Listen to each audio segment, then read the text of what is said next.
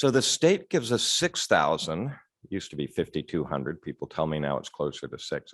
I think it might be closer to 52, but the state gives us 5,500 per student, and then we double it. So all our out-of-state students are subsidizing our in-state students by a tune of over $5,000. What happens to the tuition differential if we're no longer a public institution in the state of Pennsylvania? This is the threat to this institution. If they were to follow through on it, okay? That's a big if. You know, I have enough people with their ears to the ground where basically I've been told you need to show up in the legislator's office before you use the word mandate. And now here's the other, okay, so fine. I just want you to know that if that were to happen, Penn State's model is over. And most people do not see the threat to the Penn State model if we don't have that appropriation. That appropriation is pathetic compared to other states. We're 48th or 49th, and we're probably slipping because they keep freezing it. That appropriation is pathetic, but we've used it to create this model of being at home, lower tuition, not paying residential costs, eating at home. So with our Commonwealth campus system, we provide a Penn State education at an extraordinarily low cost. It's why students will prefer to take an option to come to Penn State rather than take an option at a Pashi school, which, excuse me, is far inferior in terms of what it can deliver, but we're competitive in cost. So the students can choose the higher quality option because we're competitive on cost. Okay, so I don't know how to have Commonwealth campuses if I don't have state support, because I can no longer justify in-state tuition that is $11,000 or $12,000 different from an out-of-state student when the state's not providing support. Now, I know they've supported some buildings in the past, and I would say, well, you've had that appropriation for years, but that appropriation has bought down individual students' tuition. There's no residual from it. There's no savings account from it.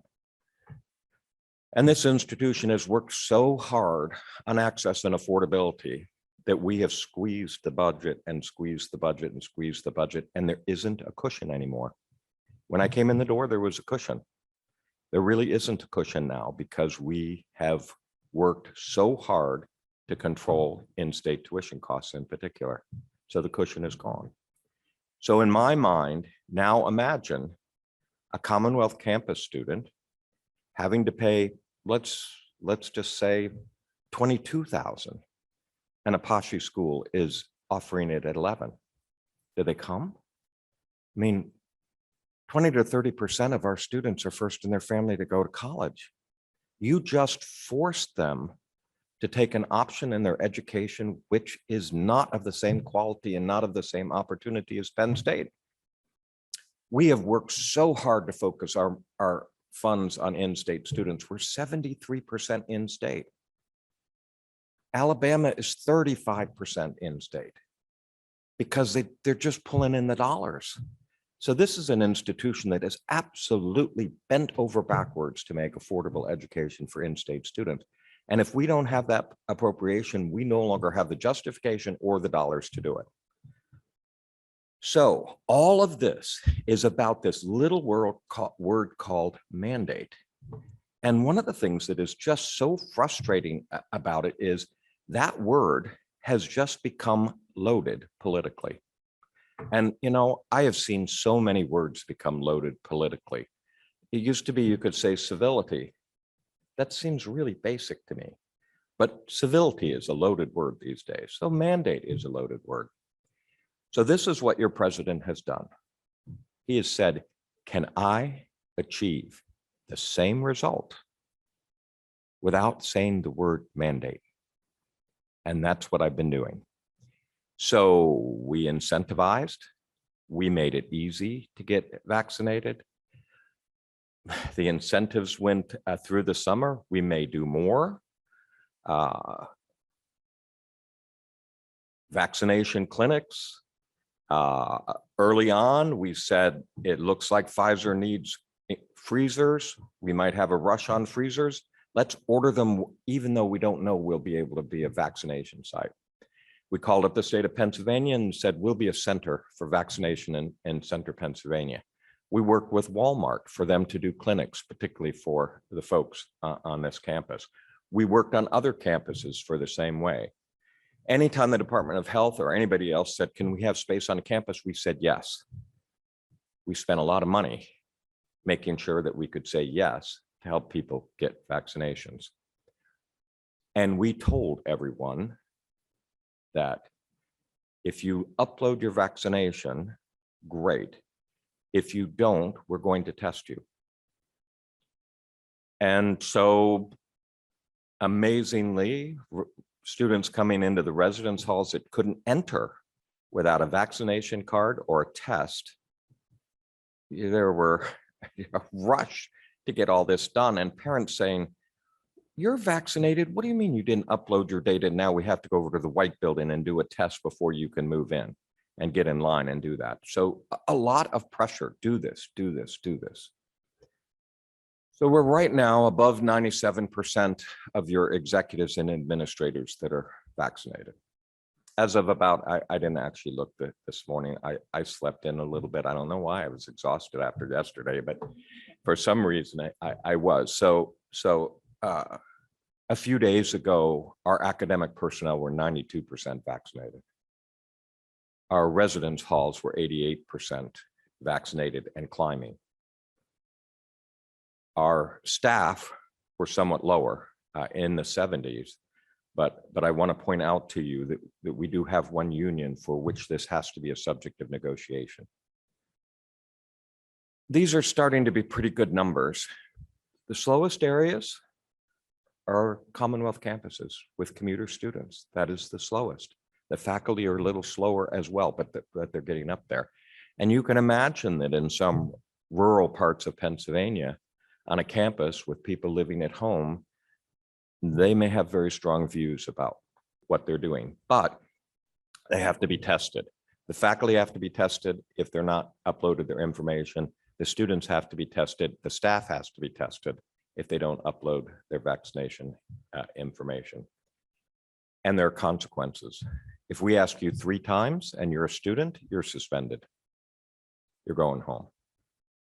If you're a staff member and we ask you 3 times and you don't take the test, you're going home. And then there'll be a review about whether or not you can have pay. Now, what I would tell you is that is almost the exact same as the institutions that say we have a mandate. The exact same, except your institution is not using the word mandate because we're worried about what the implications are of using that word. That's a tough story. Now, where do we stand? Okay, let's try a couple of these. Michigan, a mandate. It sounds good. People say, Eric, Michigan has a mandate. Why can't you have a mandate? So Michigan has a mandate and they have 3 exceptions. One is religion, one is health, and one is ethical principle. Okay, fine. And they're getting up there in terms of their vaccination rate. Rutgers came down hard and they've announced 97% vaccinated. Well, I think it's of those who don't have an exception, and no faculty or staff member is required to be vaccinated. Why? They have more than 20 unions. They have to negotiate with everyone because OSHA does not have a vaccination rule. And because OSHA does not have a vaccination rule, it is not a condition of work, and therefore it must be negotiated with the unions. So Rutgers basically encourages the population of faculty and staff to be vaccinated. Indiana, much heralded. Not only do they have a vaccination mandate, but they went all the way to the Supreme Court to to fight it, and they survived. But Indiana's numbers are very similar to ours, and there is one exception. They're including in their numbers anyone partially vaccinated, and we are not. We are being dead on honest of who is fully vaccinated and who is not. If we add the other numbers, and we may add the other numbers and add them in a column, as opposed to reporting our vaccination rate, we may do that because it might make some people relax. Any rate, so my objective is, can I get to the finish line and make my communities safe without using a word? I think we're being very successful. University Park, we monitor wastewater. We do it in the town of State College. We do it in the residence halls. We do it in other 2 sites on campus. Friday, it was below the level of detection of any COVID in those 3 wastewater sites. So we know last year that number was through the roof as everybody came in and we watched COVID climb in the community. Center County is vaccinated at a rate of 57%. I'm in the 80s in every category, or in the 90s. My goal is to be in the 90s in every single category without a mandate. Right now, it is safer to come into our classrooms than it is to go to a bar in the community. It's safer to come into our classrooms than it is to go shopping with a whole bunch of people that aren't wearing a mask. The epidemiologists tell us that the most significant threat in terms of vector direction is now school-aged children bringing it home. And all of us who have had kids know that if you're sitting there and your kids are going to school, every cold they bring home. Okay, and mom and dad get the cold, and you just shake your head and know that you've got a little incubator there, and they're going to school with other little incubators, and off you go. This right now is, for us, the most significant threat vector that there is. And it's not the university, but we're still going to go for up into the 90s. It is really important to me because I know I have people that are coming up to me and saying, you know, why can't you have a mandate? And I have people coming up to me to saying, you must have a mandate. You must not have a mandate. We have had demonstrations on campus, anti-masking. We have had demonstrations on campus. You must have a mandate for vaccines. I have people frequently telling me, how am I going to handle killing people and taking personal responsibility for that? And I've had a police presence at my home because anti-maskers were threatening to storm the house and make sure that I understood how significant this issue is to them and their freedoms. So this is the world we live in. And I am unfortunately in the 3%, trying to take the university right through the middle, but getting to the goal of a highly vaccinated community without using a word, using a lot of the same tools. So I realize that the list I have here to talk about are some wonderful things, like the naming of the nursing school, okay? But I really wanted you to know and for us to think about what are really the challenging issues. We are also watching stadium activity very closely.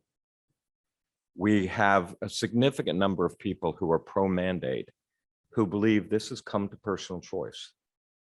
That the world has basically said, we're tired of COVID. I'm going to restaurants, I'm going to bars, I'm in crowds with a lot of different people, and that one's outdoors. There's less of a threat. We've been watching stadiums across the country to see if there's any growth in COVID post-event, because after all, we had the luxury of having 2 weeks without a game in our stadium that we could look to see what happened in Madison, what happened in Lincoln, Nebraska, what happened in other locations, you know, and so far we're not seeing the evidence that, you know, something happened there. But so many people have looked at me and said, this is my choice. And, you know, we encouraged masking, no mandate, except inside. Why did we get to do the mandate inside? We did because then we had federal and state Department of Health guidelines, and it is then a set of rules by which we can apply to our institution. Some people say, well, you know, there's one other state-related institution, Temple, that has a mandate. Should they be afraid of their appropriation? Well, Philadelphia passed the law. Philadelphia has a Department of Health. State College does not have a Department of Health. State College does not have the capability to declare their own mandate in this particular case. So this is actually really, really tricky, difficult space for which your institution is meeting over and over and over again on what rules we can do, what incentives we can apply. Do we tighten the screws a little bit farther? We have switched now from the general messaging to targeting specific populations that appear to be unvaccinated, have a lower rate of vaccination, with the objective of, can I get to 90? Can I get to 90? We have already exceeded what a lot of people have told us is a threshold that gives us substantial safety.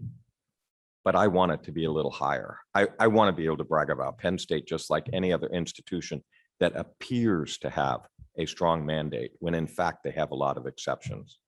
And of course, the ones that are truly have exceptions, because that's the other thing, people say, well, 900 institutions do this. It's overwhelmingly privates. It's overwhelmingly privates. And that's because they don't have a certain constituency that has an impact on their decision in the same way that Penn State does. Okay, so I have just been as dead on honest with you as I possibly can in a tricky topic that is politically charged. Well, I'm gonna add to that in a minute, but I think I should stop there and ask you about any questions that you have now that I've basically told you what 10 of 14 mandates in the Big Ten actually means and where we sit and why we sit there. Linda.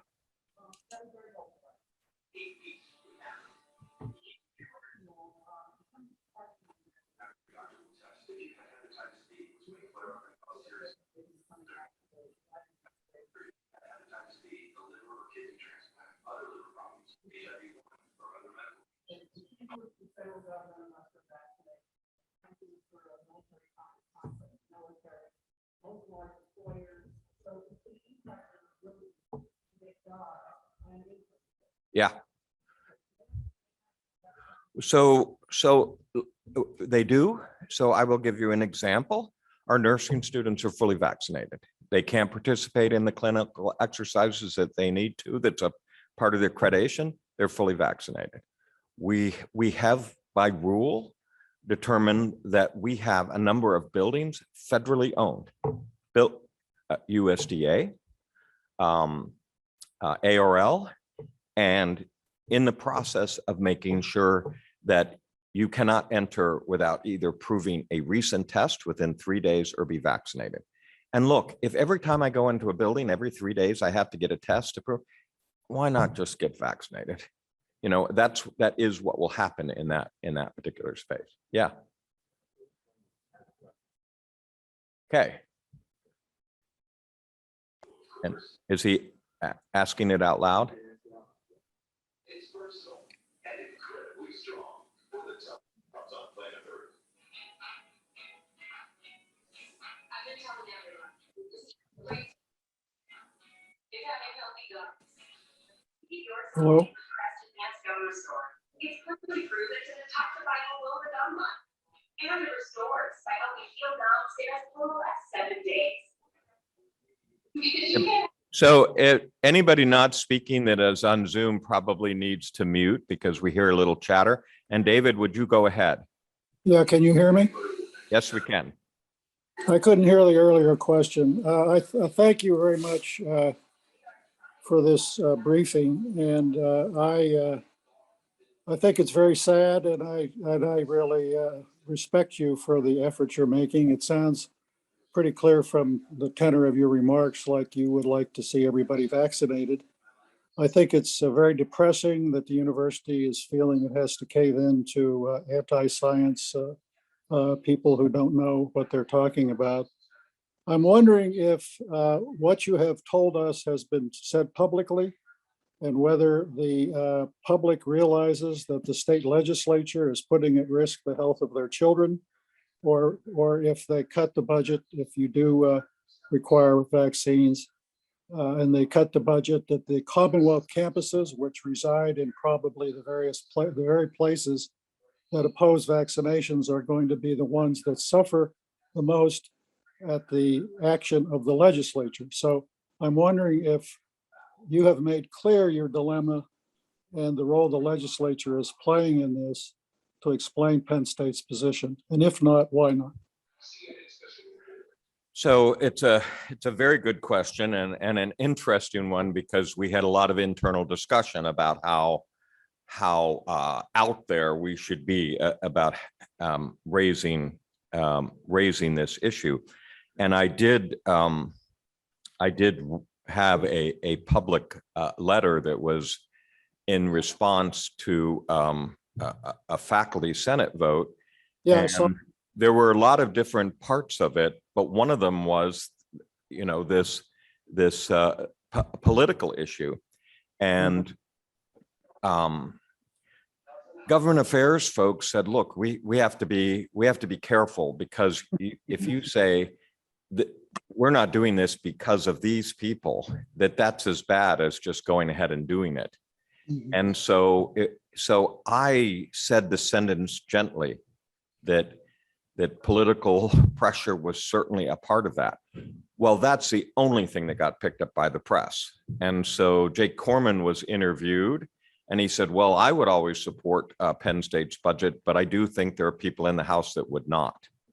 And so that sort of carried through. So we've been a little careful about just trying to turn this into into a political challenge in a lot of ways. And that's why, you're presidential counselor, so I'm trying to lay it out plainly to you, and hopefully none of you tweet any part of this. But we are walking through this very carefully. But I'm going to hit upon another topic here in terms of this threat to our budget, which I think is significant, for which you are likely to see the university take a much stronger public stance. And we will probably be asking a lot of people to help us in that way. But let's just make sure on vaccines mandates that I have your questions, and then I'll hit that topic. thank you. Okay, so we have a group of people in the House. It's part of the reason why I'm even more sensitive about this topic. We have a group of people in the House that are very concerned about what it is that they're actually supporting when they support the state relateds. And part of this is generated by the number of times legislatures are upset with universities for appearing to do things. We had our faculty senate decide that they were going to neutralize pronouns in a syllabus. This caused some national news. Well, that's an example of there they go again in a lot of different ways. And very few people really understand the principles of shared governance and what the faculty have responsibility for, and what the administration has responsibility for, and of course what the board of trustees has as ultimate authority in this space. Well, Pitt came within 14 votes of losing their appropriation this year. They had 50 no votes.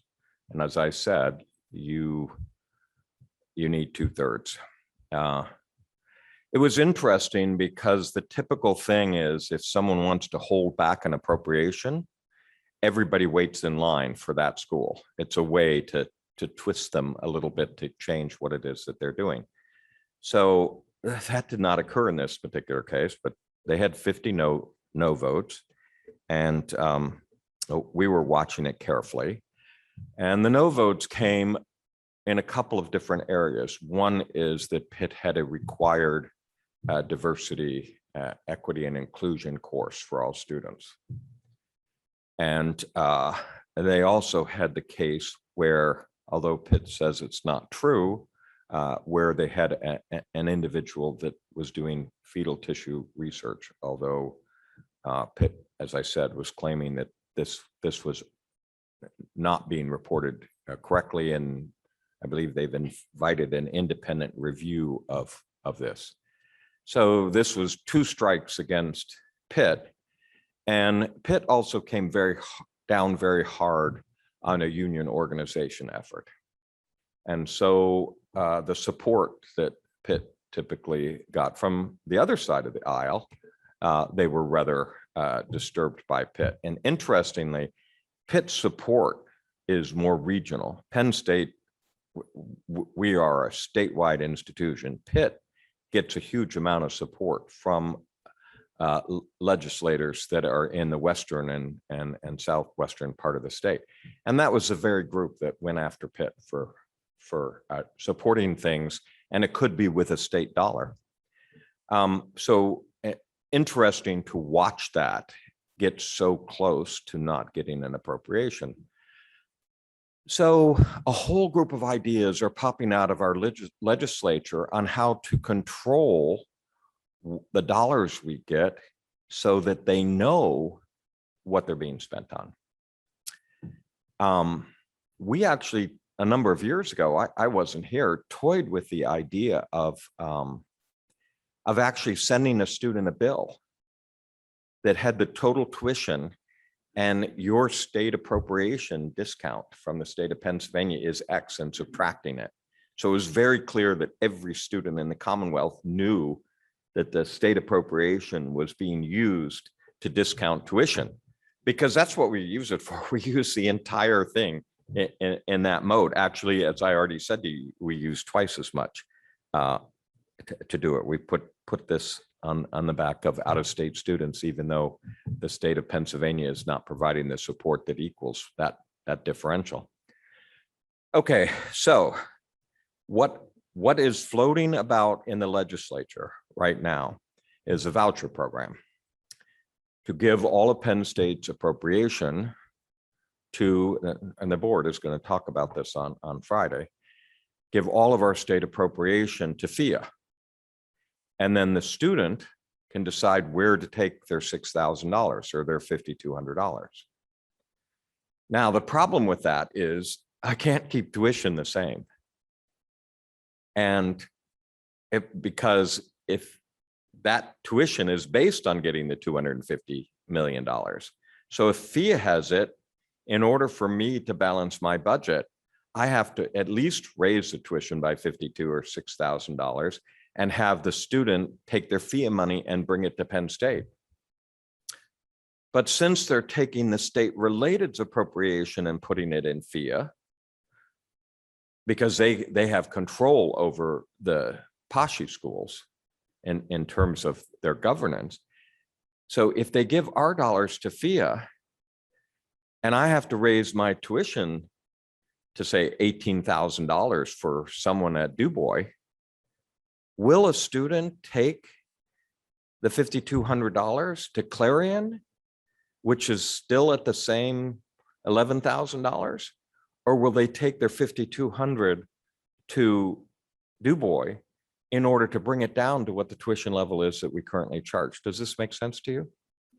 So essentially, as I was describing, without that state appropriation, we no longer can support our mission of campuses. And this campus will have to go overwhelmingly out of state, which we could do in an instant. We have basically made sure it's always in state. So this is a true concern on the university because it's the first threat in a very long time that actually takes down the Penn State model that we're so incredibly proud of.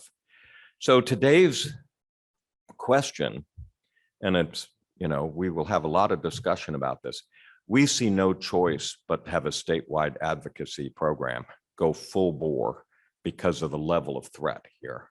So we're watching very carefully behind the scenes. I believe the bill already exists to do this voucher system. And, you know, Zach is spending time with the leadership right now, going back and forth. The chief financial officers for the institutions coming up here, I think maybe it's the 14th, but maybe it's a little bit later than that.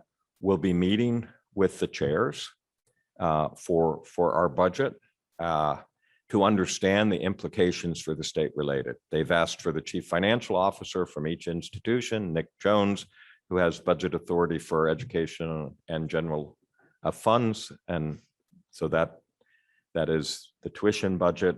We'll be meeting with them to try to explain what would happen under that particular circumstance. Quite frankly, you know, I am now in my 38th, is that right? I'm in my 28th year at Penn State, 2 different times. I have never seen a concern at this level. And it fits right in with how dangerous the word mandate is, how dangerous the word civility is, how dangerous the word critical race theory is, how, you know, we are watching this divide that's occurring, and it's coming to roost right in our public universities, and puts out there the potential of a funding model. And what we're being told is, well, that voucher system is one way to do it, but what we really want to do is we want to know that we don't spend a state dollar on anything that is really against our political philosophy. I get it. And I'd be happy to write on someone's bill, your state of Pennsylvania discount, and maybe that will win the day. But I do believe you will watch this institution go into a much more active advocacy role because of this level of concern. It's the most significant I've seen in a long, long time. Okay, so I will stop there. And I apologize that I'm not just coming in here and talking to you about all the good things that are happening, which is what my notes are all about. But I looked at the questions you were asking, and the questions you were asking were not about how did you fund that art museum? They were focused on your legitimate concerns about the health and well-being of Penn State. So I switched modes here. So any comments about that? Yeah, Rick.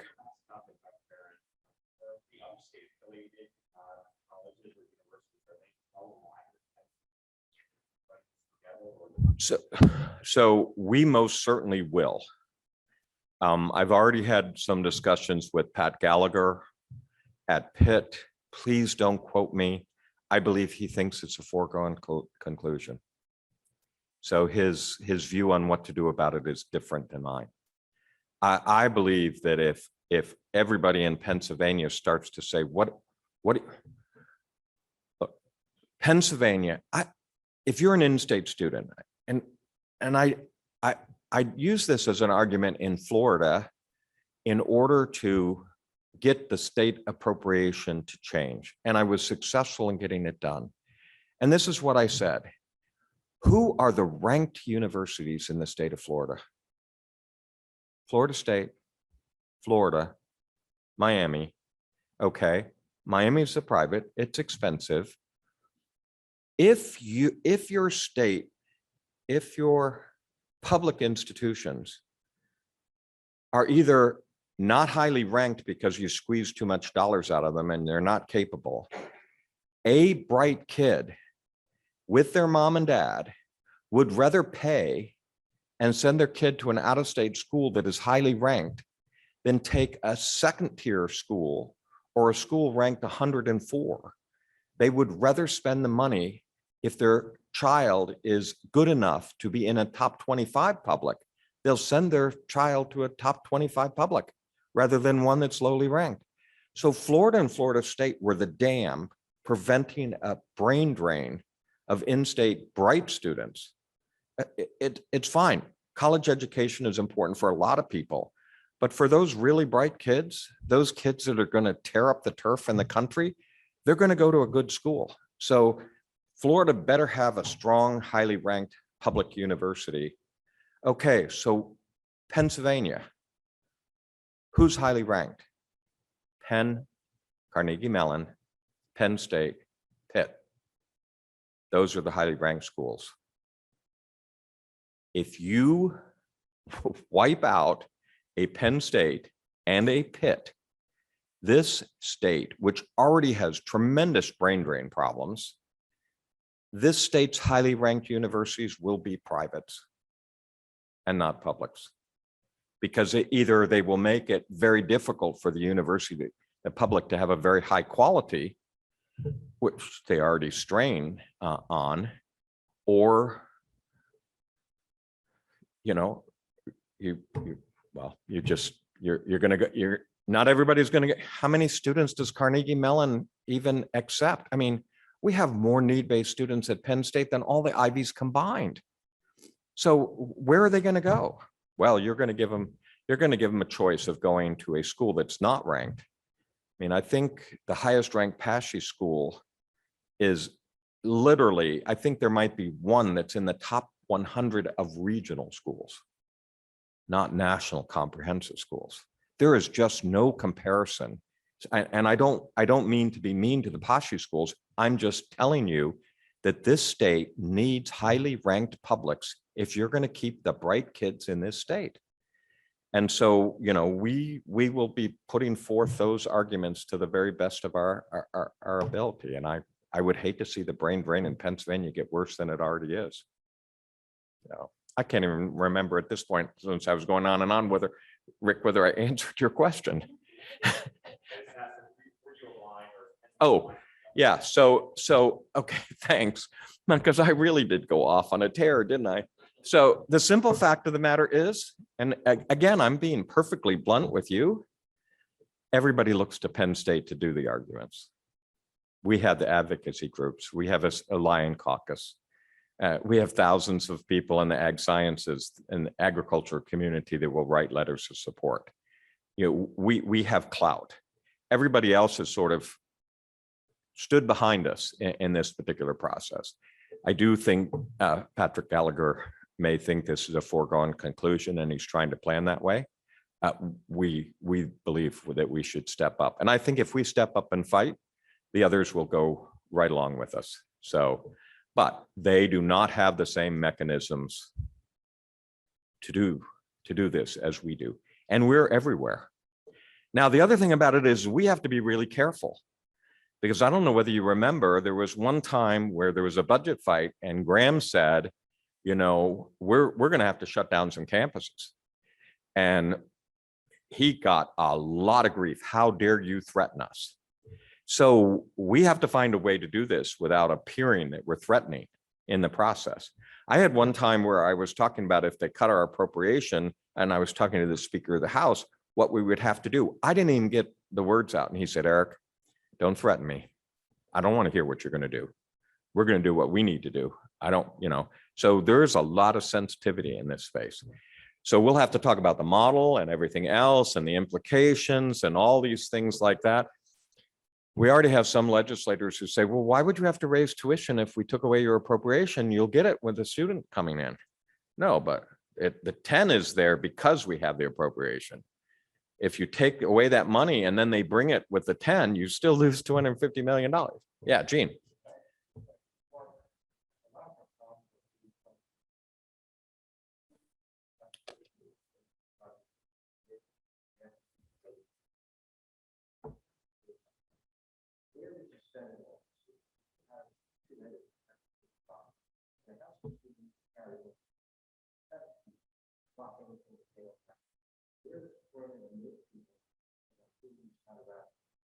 Okay, so I didn't hear it very well. So of course we have a strong friend in the Senate. Now, when the legislature voted in both chambers to remove the appropriation of anybody with a mandate, Jake Corman voted for it. On the other hand, I think Jake Corman knows the significance and has always been a friend that if we go to and said, look, this is serious. So I don't think that it would occur in the Senate, but it doesn't matter. All it has to do is not pass one chamber and the budget doesn't go to the governor. And so you literally have to pay attention to both chambers, and the threat is in the House. It is not in the Senate. But there could be a significant number of people that could be convinced that a voucher program works. And if in the face of not having appropriation, because if the Senate didn't vote for it, if the House didn't vote for it, we wouldn't get it. But they would need the Senate support for another funding model. So, and right now, the only thing that I've heard on the table for another funding model is give the dollars to FIA, which would be deadly for us. Eric, can you hear me? Can you hear me? Yes. Eric, can you hear me? Yes. Yes, we can hear you. Okay. You got more power in that legislature than you think. I've been in the political world a long time. There is a lot of pressure that Penn State alumni, which is the greatest weapon that you have, can put pressure on the legislature. Jake Corman is the most powerful man in the Pennsylvania Senate. I would not let him off the hook easily. He's a distinguished alumnus of Penn State, and he has tremendous power, not only in the Senate, but he has power to make the House do some things, because the House needs things that the Senate has to do. It's a political world. And I'm sure you know who I am, but there needs to be more pressure put on the legislature than just walking away and saying, okay, we'll do whatever the hell you want. I think you have explained this thing as well as it could be done, and I thank you for the explanation. I'm shocked at the way things are being presented, and it seems to be not just at Penn State, but it seems to be universal since the pandemic. And I think we have more power than we think we have, and I think Jake Corman is the place to start and be held accountable, and not just say, well, I'll do the best I can. He should be under the pressure that he needs to be. And there are other Penn Staters in that General Assembly, in the House and the Senate, that need to speak out and who are not going to let their body just drop Penn State. And anyhow, I've probably spoken enough.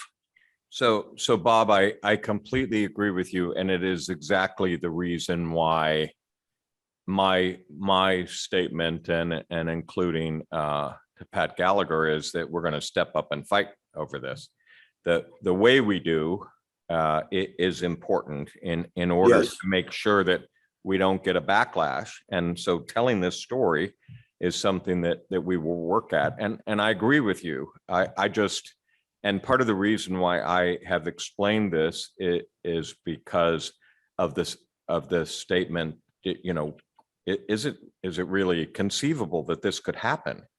And the fact that they're looking for an alternative model to spend the money so that they can look at the public and say, well, we're still giving the money, it's going to a different route. I think will give some of the House members cover in terms of their vote. No, we're doing it. We're still giving them the money. It's just going in a different way. And so you can count on the fact that we're not going to sit still, but apparently we'll have to do it with a certain amount of diplomacy and personal interaction, and not as much public interaction without explaining what would happen to in-state tuition.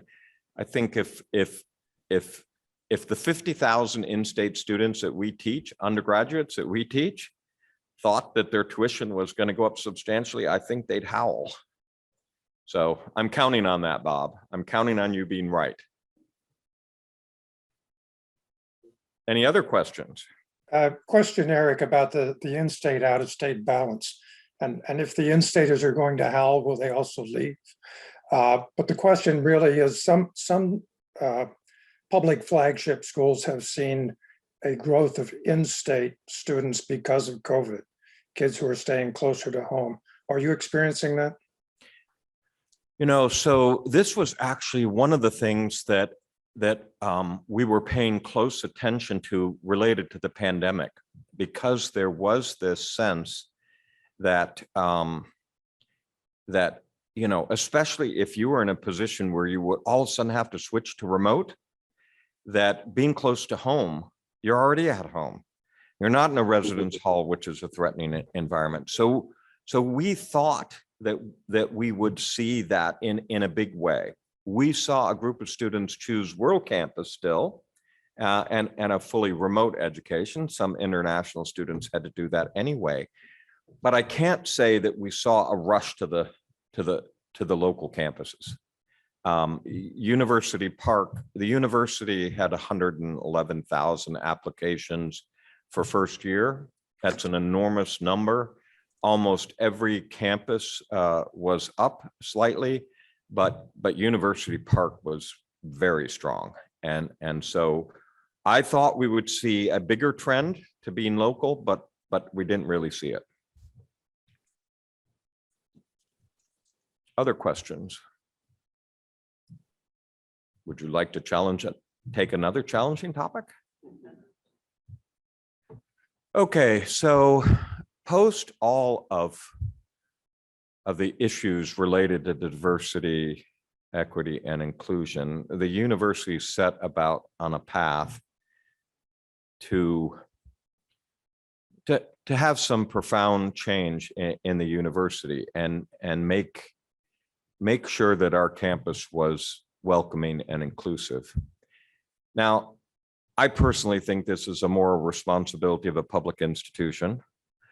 I also know from too many examples that if you're sitting next to somebody that's different than you are, your life turns out to be richer. Students tell me this constantly. But the simple fact of the matter is the demographics in this nation are changing. And if you care about the business model of the university, then you need to be welcoming and inclusive. We're watching Pennsylvania change. We're watching the nation change. And this is becoming increasingly obvious, especially with the census that we just had. So this is a very important topic. And we set about to have what I call to do the right types of thing in this space to make sure that we were welcoming and inclusive. Several of the things that we were worried about and that our faculty and students in particular were worried about have been accomplished even though we were in a pandemic. But there's no doubt in my mind, every time you try to do something, all of a sudden you have the next COVID meeting, the next COVID communication that has to go out because it's a moving target. And I think about how many hours, I think I had over 230 board meetings last year. Lynn participated in a huge number of them. That's an unbelievable number of board meetings because of the board's concern about how we were managing COVID. And so there's a saying that every time you have an event and Congress goes into action, that they all talk and there's a huge surge, and then 4 days later it's gone, or 6 days later it's gone. So it's a very spiky thing. Event, hurricane hits New Orleans, we've got to do this, this, and this, and we're going to have all these bills, and this interest goes up there, and none of the bills get passed, and it goes back down, back to the state that it was at before. And I must admit, I was explicitly worried that that's what would happen at Penn State in this particular phase. Now, we got a lot of things accomplished. We had our student body and faculty rewrite the student code of conduct. I think they did a very good job. They put a restorative justice component in there where there are issues, you sit down and talk about them face to face. Very effective in a number of cases. One case that I know of, it wasn't effective, but it doesn't matter. That's different than just trying to punish people or ignore what's going on. We did an incredible analysis of our police force, since this is a big issue, to look at arrest records, to look at policies, to look at standards that were met. I was quite frankly extremely impressed by how our police force stepped up. We've tried to make this a community endeavor. That's a little bit more challenging. There's a lot of politics between our townships and the boroughs and who's the one that should go first and whatever else. But but we made a significant amount of progress. The leadership of the university is more diverse.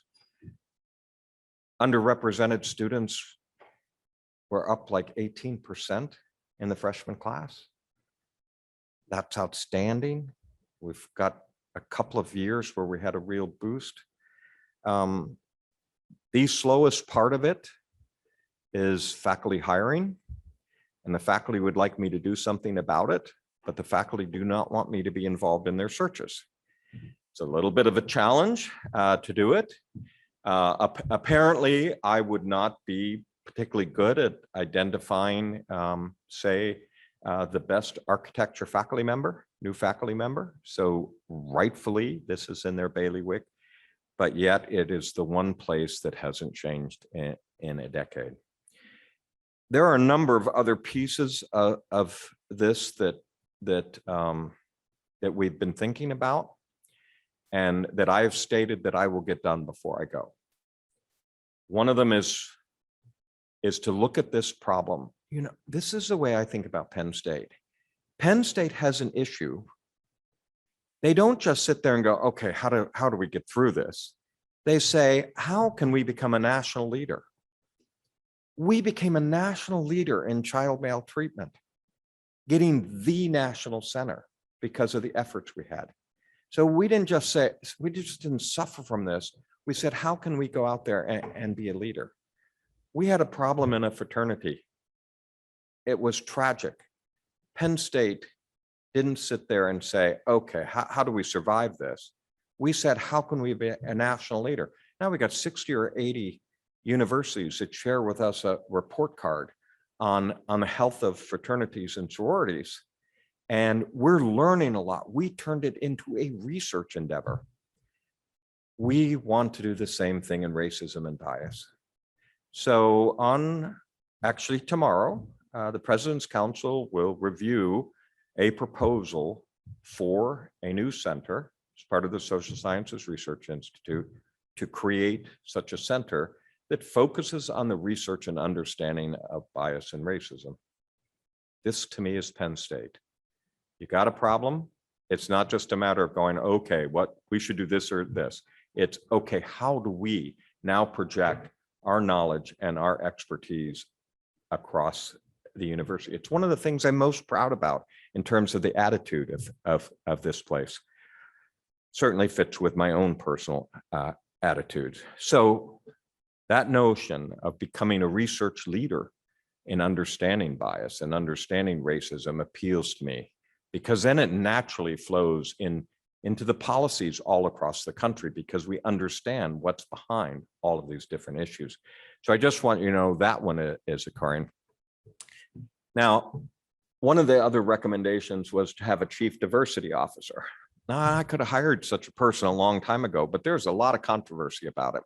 And I don't know whether Harold is on the Zoom or not, but Harold and I had, Cheatham and I had what I thought was a very enlightening conversation, because he said, well, okay, I'm not sure just putting someone out there that's the head of this in the university is as valuable as you sitting on your deans and telling them to get this done.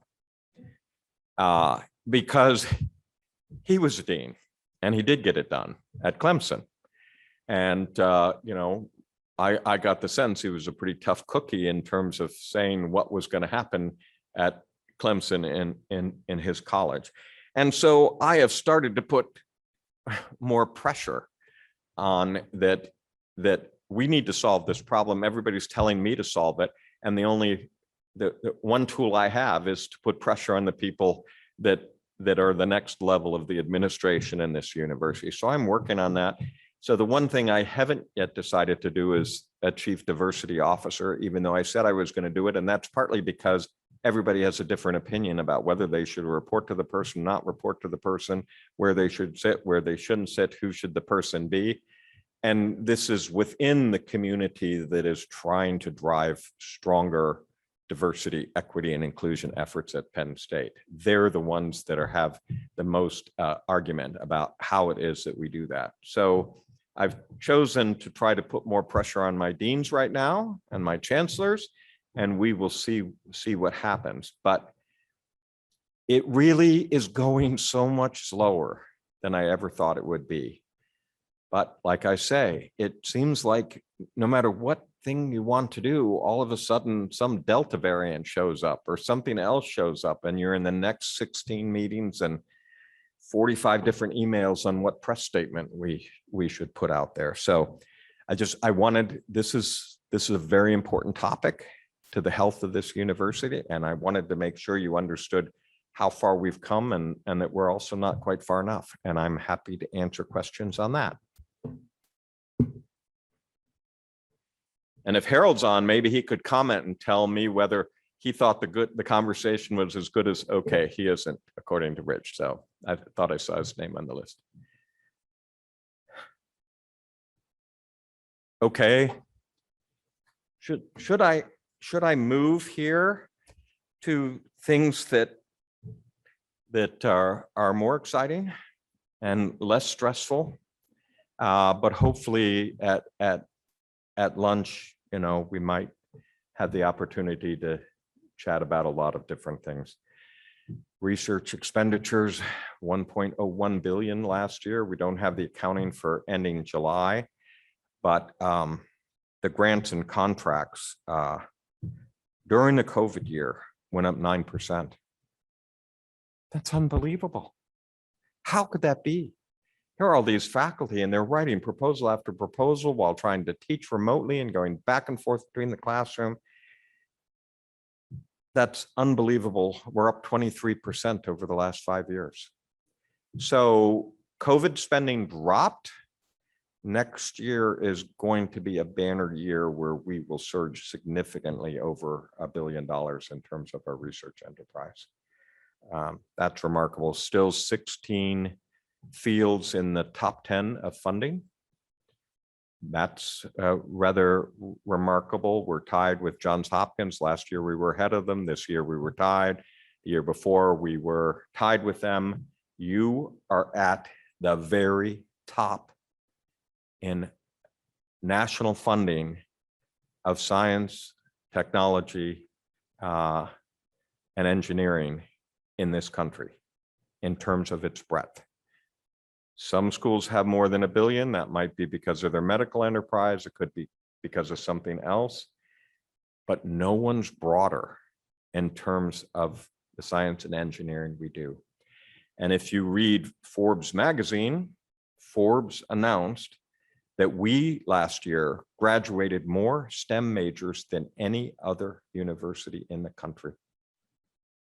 And by the way, we have that 30% first in family number and all of those need-based students. This is just an incredible accomplishment to think about, that we're creating all these scientists and engineers from students that some people don't even think will graduate. I just can't tell you how proud I am of that statement. Those statements combined in terms of the impact of Penn State. It's part of the reason why, if this state does something stupid, it will be so profoundly impactful. Okay, how big an impact is a $27 million gift to the College of Nursing? Ross and Carol Neese. Oh my goodness, I had so much fun in a tent outdoors celebrating that and celebrating the Neeses, and the only Big Ten school with the name nursing program. Feel free to name another college. It is just so much fun to name a college. It's so much fun to see the impact that we have. Is anybody speaking other than me? You can. Well, I just didn't want to take all your time. Yeah. Sorry, I didn't even look, Rich. Yeah. Mimi.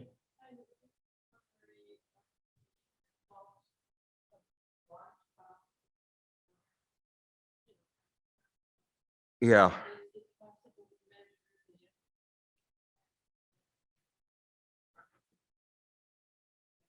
You know, so one of the things, Mimi, one of the things that I said that that I needed to do before I left was to analyze, it's enough time to analyze the success rate. And the group that did the analysis and Madeline Haynes participated in this, and they really came back and said, there's not a single one we want to give up. They've had different impacts, but in every case, it's been a profound impact.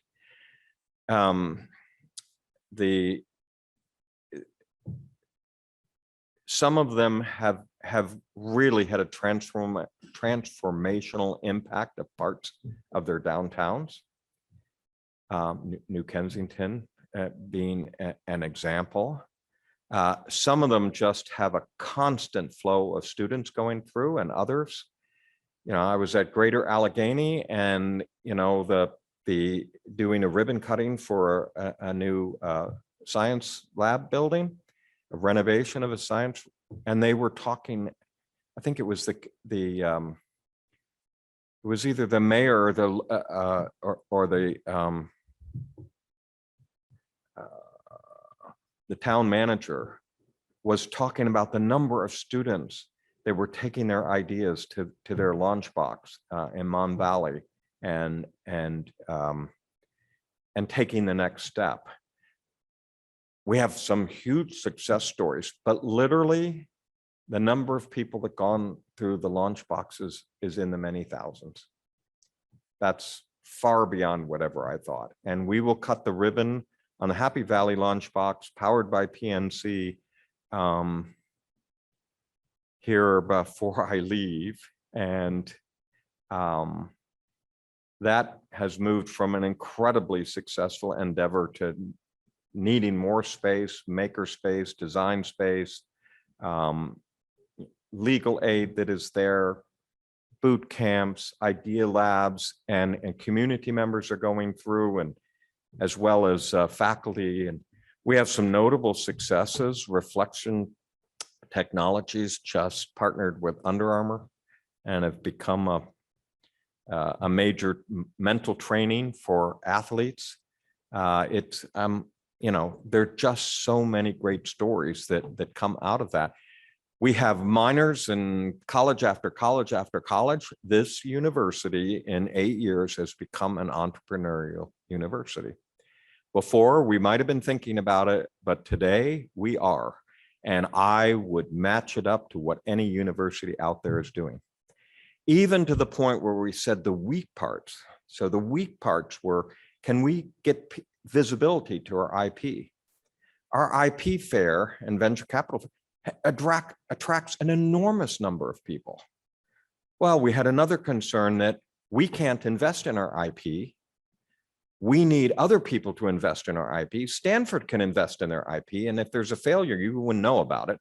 As a public, I can't invest in our IP because if we had a failure, you'd read about it in the paper. And here it is, our alumni and friends set up 1855 as an investment vehicle. So all the pieces that institutions would want end to end, for the educational piece of it, to the opportunity to be in boot camps and get legal aid, and to visibility, to different stages of investment. All those things are in place at Penn State now. I frankly would have told you we'd have 6 or 7 launch boxes. I would never have dreamed that we would have 21 and everybody would say that they didn't want to give them up. They're part of their communities. It's another way Penn State is part of their communities. This is going to sound funny, but I had lunch with Jake Corman on my back porch outside so that we would be safe. We talked about all sorts of issues, and I said to Jake, you know, I'll have served 8 years. And he said, yeah, I know. And I said, you know, I wouldn't mind having a present as I go out the door. And he sort of laughed. I said, what present do you want? I said, to have the state of Pennsylvania, not through our state appropriation, but through the economic development arm of Pennsylvania, to match what we're spending on the launch boxes. We had a long conversation. At the end of the conversation, I said, I hope that was a good conversation. He said, yeah, I learned a couple things, but the thing I learned most is you want a present. And so I'm hoping that it was a part of the appropriation effort when COVID hit. So we need to get it back on there. I think we got a shot, and then we'll even grow it more. So I'm really excited and proud of that particular part of it. Do you want to speak for a few minutes, or do you want me to keep going?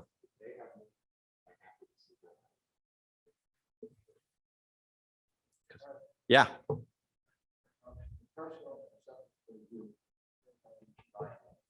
What's that? I cannot tell you. It has a significant backlog in terms of maintenance as part of our safety protocols for students that had immune issues or were particularly concerned about COVID. It was an opportunity for them to have a private bathroom. So we are busily analyzing how it is that we manage the Nittany Lion Inn and the Penn Stater. So, and we pulled a lot of discussion on how to do it. It is a part of our fabric. And so we've got to make sure it ends up to be a healthy part of our fabric. But I will tell you, having students living in it for 2 years is not exactly decrease the maintenance bill requirement that we have associated with it. Okay, anything else? Did you see the Times higher education university impact rankings? Penn State ranked 4th in the US, 32nd in the world out of 1,115 universities that they ranked. It's not bad. Fascinating. Rankings are so fascinating. You can have rankings that are based on certain things, and we're down here. Then you have another ranking where they're looking at the impact of the institution in terms of what they accomplish and do. And they're not so focused on how much money you spend and what the grade point is of the incoming student, our campus system. And when they look at the impact, we're up there as the fourth highest ranked university in the country. So I have decided to go out the door only talking about rankings that I really like. So, all right. No other questions. I'm going to give Rich a little bit of time. Any other questions? Rick?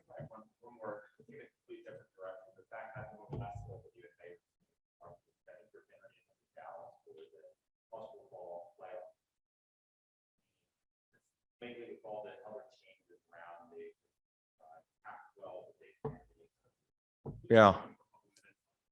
So, yeah. So I am very involved in this, obviously, as a Big Ten president, but I also sit on the management committee for the college football playoff. And Sandy is the Big Ten person on the constitutional convention for the NCAA. Many changes, some being forced legally. So name, image, and likeness being one of them. It is tearing through the athletic community. I'm also on the night commission for athletics, so I go through a lot of this in lots of different ways. Name, image, and likeness, in my opinion, is only fair. If I have a music student and they write a piece of music, they can market it. And we don't sit there and say, well, because you're Penn State and you're in our classes, you can't market your talent. And so it's not fair to look at an athlete and say, well, you can't market yourself in this particular process. So in my mind, that's fair. What is the problem? The problem is associated with, well, let's just be a little biased here. A good old boy who owns a car dealership who decides that every single one of the Alabama, I probably shouldn't have mentioned their school name, gets a $2,000 name, image, and likeness, and I'm going to put a poster in my car dealership that yeah, okay, that's an effort to aid in recruiting that becomes unfair. So a huge part of the effort is to make sure that it's fair and that people aren't using it to buy players coming in the door. So a lot of rules in place, but a lot of schools that are sitting there saying, hey, boosters, step up. We want to keep these players. They could go in a portal to some other school. If you want to keep these players, we got to find a way to use them in your advertising. So I'm still a little worried about that, but there are a lot more rules. We evaluate them. We make sure we agree. They can't use our marks without our permission. Look, frankly, if you had Saquon Barkley and he got a contract and someone asked me, do you want your marks associated with Saquon? I would say, yes, I do. I really do. So this is something that we would agree to. In our case, no alcohol, nothing illegal. We don't want it to be an adult shop or something that they're okay. So we've got a lot of rules in this process. What people have also not realized that Penn State has done a very good job. We have something called a Penn Statement, is that there are also a lot of people taking advantage of athletes. And we have athletes that are signing away lifetime rights because they don't have very much money and someone offers them $15,000 and they just think they've hit the jackpot. So Penn State is working hard to have this be in an educational moment. One where we're helping them with review, pointing out where legal aid opportunities are, using the Sokolov-Miller Financial Literacy Center and going through all this particular process because we really don't want our athletes to have somebody take advantage of. There are all sorts of agents that are now creating sub companies to do name, image, and likeness for athletes, and so you can see what. So this is tricky. Alston case said that, which is really fascinating, and it's now the law of the land, that an athlete, if they're successful and say go off to a CFP game, can get as much as $5,980 in goodies and benefits. Okay, so that's the number that someone calculated based on getting gym bags with logos and meals or whatever else. So the ruling is the same number must be applied if the university wants to in academic benefits. So how do you do that? And the ruling is for football and men and women's basketball. And you can do it in arrears because the ruling from the California Federal Circuit was a couple of years ago. Well, now you look at it and say, okay, I guess I could pay all my football players and basketball players $5,980, even though that's if you win all the way to a championship. But then we go, oh, what about Title IX and equity? Do we want to do this for all our scholarship students? Do we want to do it for all sports? So the Big Ten is wrestling with this. We're personally wrestling with this. Having the Big Ten wrestle with it has the potential that you just end up with the next antitrust lawsuit. So, we're probably going to develop guidance and schools are going to have to make up their own mind. If we did it for all of our athletes, I think we'd be talking about something on the order of $6 million. Significant. How do you do it? So here's an argument. Let's give it to all of the athletes that graduate. That's pretty cool. That incentivizes graduation. That incentivizes our APR. And then immediately what you hear is the students most in need of this need it every year. Because they're the ones that might be the most starstruck by somebody else offering them $5,000 a year. So should you do it every year? Should you do half of it and then a graduation incentive? So we're wrestling with this, but it is another factor in cost. The Knight Commission just did a report and actually I was a big instigator of it, because you see one college after another getting rid of all of its Olympic sports so they can focus all of their money on football and basketball. We're an educational institution. We accelerate people's natural gifts. That's the way I like to think of public education. We accelerate people's natural gifts. So why wouldn't I do that for gymnastics? Why wouldn't I do that for wrestling? Why wouldn't I do it? Why am I just going to focus on the things that make revenue? This is why you have the runaway train with all of the other different factors, is because you've got an arms race for those parts of the system that are making money. So one of the things the Knight Commission is going to suggest is the revenue model should incentivize schools that have breadth in their sports. I don't know whether anybody will listen, but that's one of the things that we're saying out there. Okay, in addition to that, there's realignment. Personally, I think Oklahoma and Texas are nuts.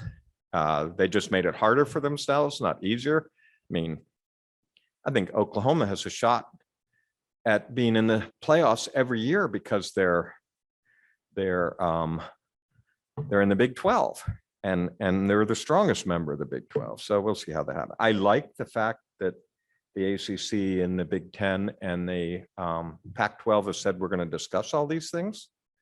We don't have some legally binding agreement, but we're going to talk about the success of the college athlete, and we're going to all have conversations among the conferences on the best way to do that. And that will inform us, and maybe we'll have influence on a constitutional convention in the NCAA because we care about it. So I like that. The Big 10 has a sort of mojo, which is we have strong academic institutions, we have flagships. Every institution that ever entered the Big 10 is an AAU university, one of the top 64 research universities in the country, includes Penn State. Now, Nebraska lost that, but they had it when they came in. Are there any schools out there even close to us? Kansas and Iowa State. I don't expect anything like that to happen. And obviously they've just picked up Cincinnati and a whole group of other schools. I think it's over. I think the realignment thing that everybody was getting excited about, I think it's over. I don't think the Pac-12, the Big 10 and the ACC are going to play. You know, we'll see. And they're actually thinking of themselves as kind of a bulwark against the SEC, which is sort of fascinating. And the last part is the playoff. So I've actually been a real pushy person as a manager in the playoff. Why? 80% in 7 years, 80% of the teams in the college football playoff, 5 teams. This becomes a self-fulfilling entity. You want to play in the playoffs, you want to go for the national level, you got to come to Alabama. You got to come to Clemson. I mean, we literally have Ohio State, Alabama, Oklahoma, Clemson. They're in there over and over and over again. I just looked at the first speculation about, and it said, well, looks like Georgia, Alabama, Oklahoma, and Ohio State will be in the playoff. Now, obviously, they're predicting a little bit early because Ohio State lost yesterday. But nonetheless, this is no longer. I have the second tier conferences that are also part of the management of the college football playoff.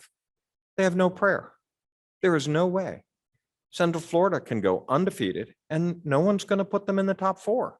This is just not going to happen. And quite frankly, the Pac-12 brand has been damaged as you never make it. Okay. The Big 10, we were the champions for the Big 10 and we didn't get to go. Yet the early policies were that the Big 10, the champions should have a preference in the CFP. So your president being the representative for the Big 10, I was quite grumpy about this. And nobody really wanted to explore this in a lot of different ways. And I said, no, we are stupid if we don't at least think about it for when all they did was pat themselves on the back. God, did you see that Alabama-Georgia game? No, I didn't go watch the Alabama-Georgia game. I get invited to the college football playoff every year. I haven't gone yet. I have no interest in seeing the same teams wearing red playing over and over again. So I just saw, and I basically said, this is no longer something that gives opportunity and probably not the revenues. So they set up group, and the group came back and said 12. I personally thought 8 was a good number, but 12. Top 6 conference champions every time. And that pulls that second non-power 5, gives them a shot. And then the rest of them are at large. So now you could imagine that Penn State as conference champion would, I don't think I could do that again if I tried. If Penn State was the conference champion, but Ohio State was still ranked higher, both would go. So Penn State in the last 7 years would have gone 4 times to the playoffs with a 12 playoff system based on where we ended up in our rankings. So, and now you've got like 20 teams that are in there repeatedly and other teams that you pick up. This is a much bigger model. So what is going to slow it down? What is going to slow it down is that ESPN has a lock on the contract until it's done. So if they don't want to rebid the contract, they don't have to. And so they can either be smart and say, this is really going to be a lot more successful and we can be a big bidder in here, or they can slow it down. So I think the earliest is 2024, but I think by 2026, no matter what, we'll see a different playoff. Okay. I want you to know that when I was in college, if I told someone that I could talk about football like that, they would have gone giggling out of the room. Because I was geology, atmospheric sciences, oceanography. I was not someone who was paying a great deal of attention to such things. And now I find myself, every time I turn around, I'm on some committee or something that's designed to do this. But anyway, did I give you too long an answer? Okay, good.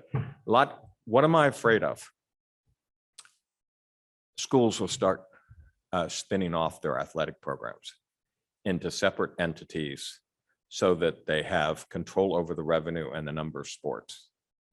And that some of these rules they won't have to pay attention to. And it'll be a farm team, and it will pay royalties to the university for the name of the university to have that level of spirit. That's what I'm afraid of. We already have 2 schools that have physically separated themselves, still following the rules, from the university to avoid things like sunshine laws.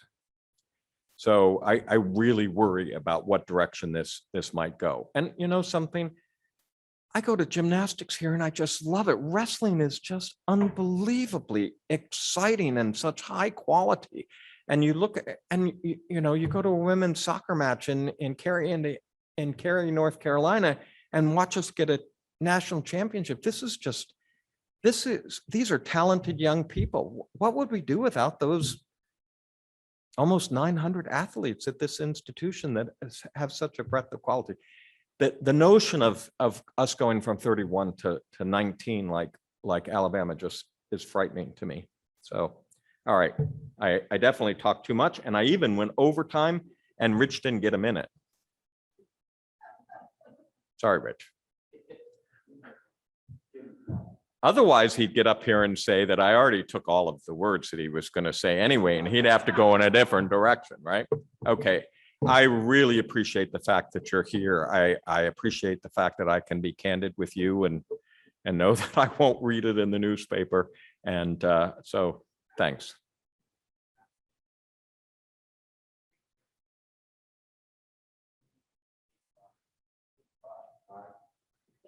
Yeah. Are we?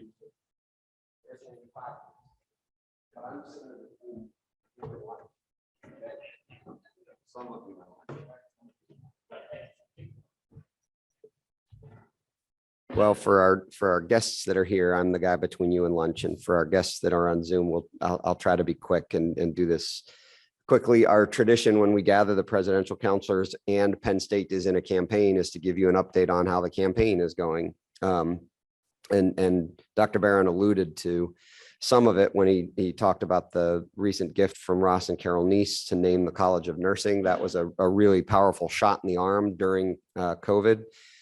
During the pandemic. If you were at the president's tailgate yesterday, you heard me mention that since we started working remotely last March, Penn Staters have contributed $625 million in the campaign. So we continue to be on pace and on schedule for the campaign. Brenda, you can, we're going to go very quickly whenever you're ready. Next. So I'll just share with you that you can see here that the chronology, we're at 86.2% of the time has elapsed in the campaign. We're at 86.4% of our goal. We're actually at about 1.82 billion in total funds raised.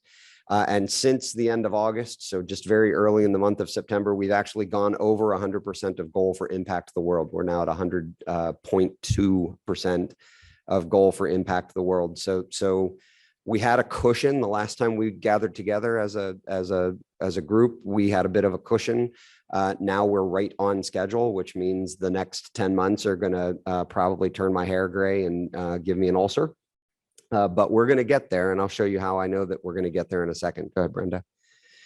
Just to give you a quick update for this year, receipts are a little bit off from the last couple of years at the end of August. I don't really worry about these numbers in the first 2 or 3 months of the year because they fluctuate a bit. Check with me at the end of December. December is our biggest month of the year, and that's when we get a better sense of where we're at. So I'm not terribly worried about receipts being a bit off from last year. Go ahead, Brenda. But I am happy to see that commitments are ahead of where we've been at this point for the last 2 years, and actually on very good pace. This is the third best start for the first 2 months of the year. August was the second best month of August ever for Penn State, and we're at 43.8 million, 0.75 million in new commitments. Commitments are what we count for the campaign, so that's the number to pay attention to. Go ahead, Brenda.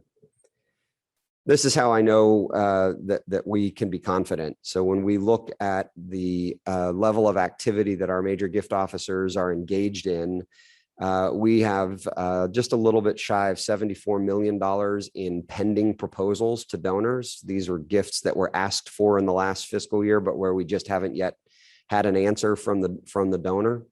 And on top of that, Dave and Kelly Altland at Hershey and their teams have just shy of $254 million in planned solicitations for the remainder of this fiscal year. And our goal is to try to be at that $2.1 billion mark by April. We want to celebrate the successful achievement of that goal while Dr. Barron is still president, and we're making plans to do that in conjunction with Blue White Weekend in April, which means we don't really have 10 months left to get there. We have 7.5 months left to get there. So we're putting a lot of appropriate levels of pressure on our development staff to get those $254 million in proposals out the door so that we can start closing those gifts.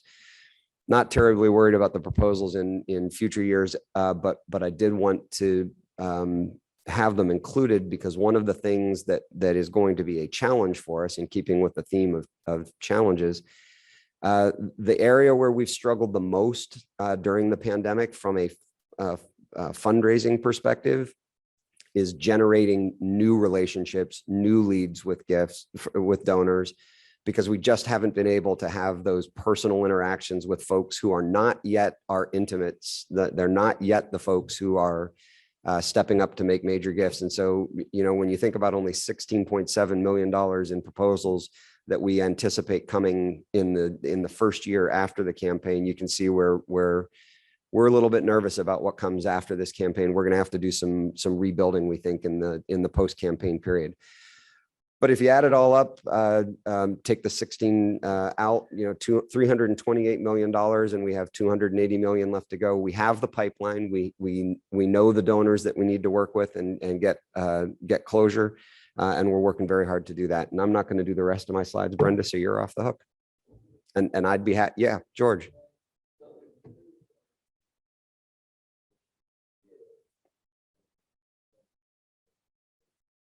Yes.